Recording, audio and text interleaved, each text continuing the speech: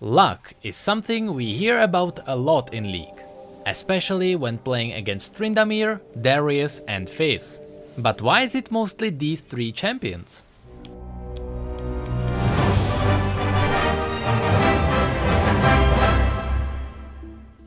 Hello everyone and welcome! One of the latest videos the official League of Legends YouTube channel released talked about the reasoning behind the dragons and plans for the next season.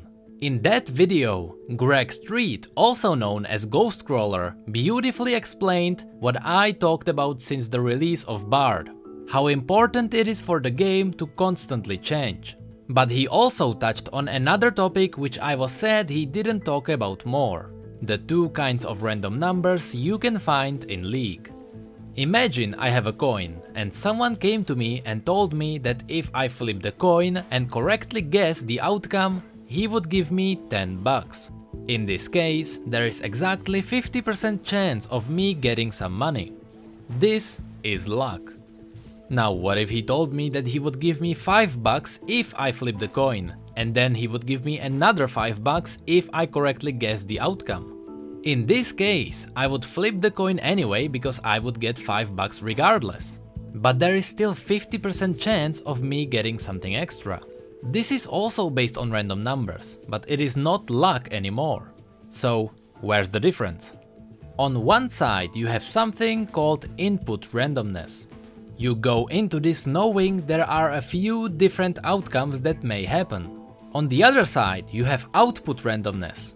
Here you already have a plan and you decided on what you wanna do, but whether it works is not up to you. First, let's talk about output randomness in League.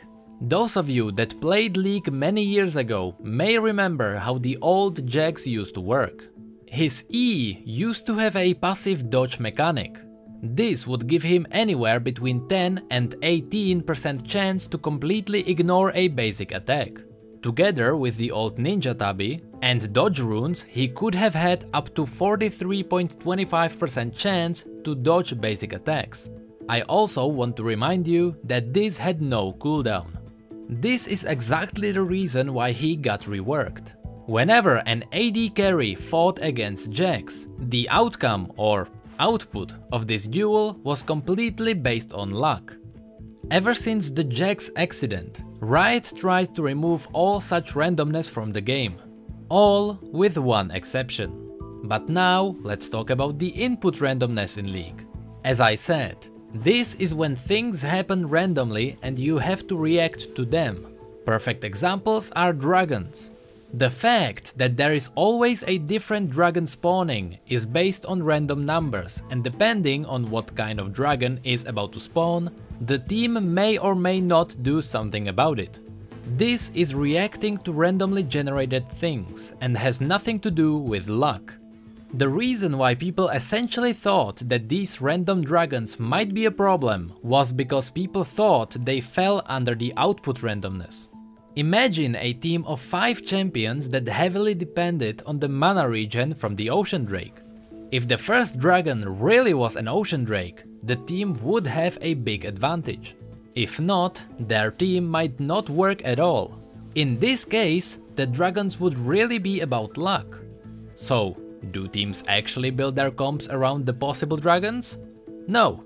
No, they don't, and that's why this kind of RNG makes the game interesting and not frustrating. Now, when we talked about the output randomness, I mentioned an exception. That one exception that could be part of both input and output randomness is critical strike. Critical strike chance is something that was always meant to be something extra. It was supposed to shake the tides of battle, so that when random crits happened, they might have caused a reaction from either side. Simply explained, imagine two AD carries going against each other with only their auto attacks. They would be pretty even until one of them crit the other. This would cause the reaction of one AD carry retreating. As we go deeper into critical strike, things start to get sketchy.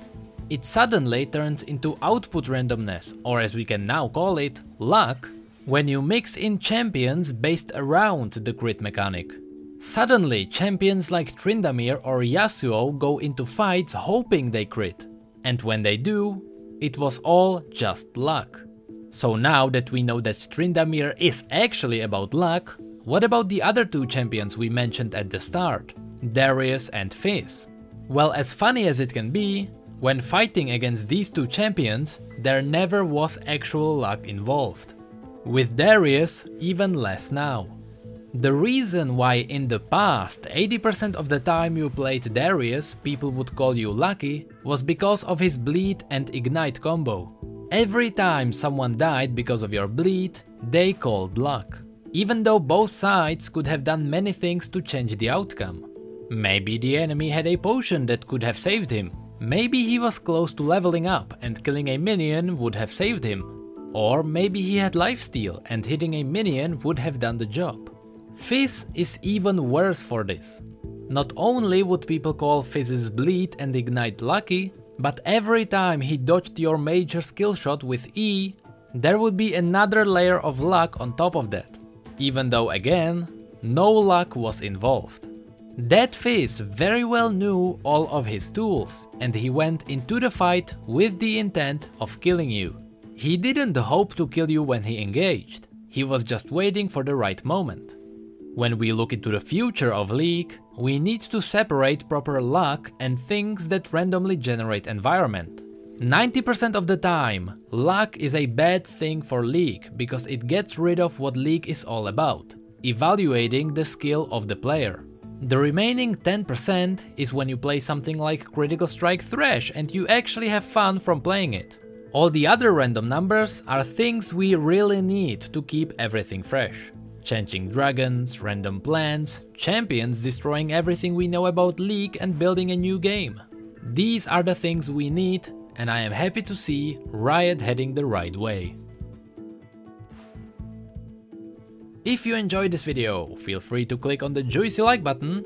I don't do these talks that often, so all feedback is obviously extremely valuable. You can also follow me on Twitter or Facebook if you want to talk to me. And I also recommend following me on Twitch because I am going to get a schedule in the near future. Thank you everyone so much for watching and for your support. I seriously appreciate it. And as always, thank you come again.